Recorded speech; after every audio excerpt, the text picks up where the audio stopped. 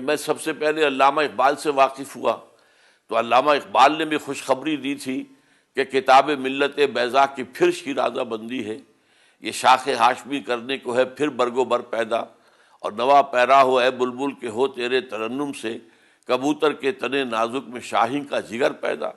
اور سنا ہے نکل کے صحرا سے جس نے روما کی سلطنت کو الٹ دیا تھا، سنا ہے یہ میں قدسیوں سے میں نے کہ وہ شیر پھر ہوشیار ہوگا۔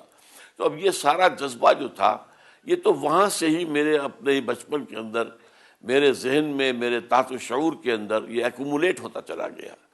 پھر میں مولانا مودودی سے واقف ہوا، انہوں نے دین کا ایک تصور پیش کیا کہ یہ دین ہے، یہ مذہب نہیں ہے، یہ صرف عبادات کا مجموعہ نہیں ہے، عقائد کا مجموعہ نہیں ہے، یہ مکمل نظام زندگی ہے، ضابطۂ حیات ہے، اور اس کو نافذ کرنا اور قائم کرنا یہ بندہ مومن کا فرض ہے۔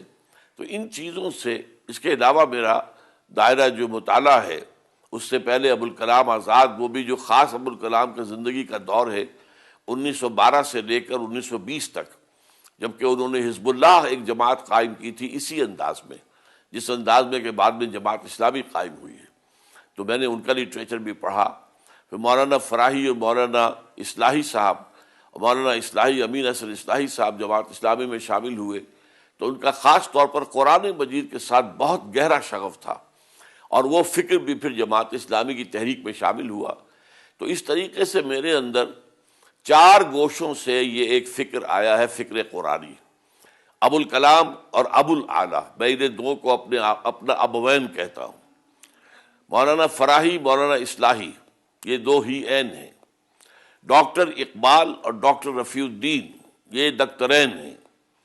اور شیخ الہند مولانا محمود حسن دیوبندی رحمۃ اللہ علیہ، جنہیں میں 14ویں صدی ہجری کا مجدد اعظم مانتا ہوں، اور ان کے ترجمہ قرآن کے حواشی لکھے تھے شیخ الاسلام مولانا شبیر احمد عثمانی نے۔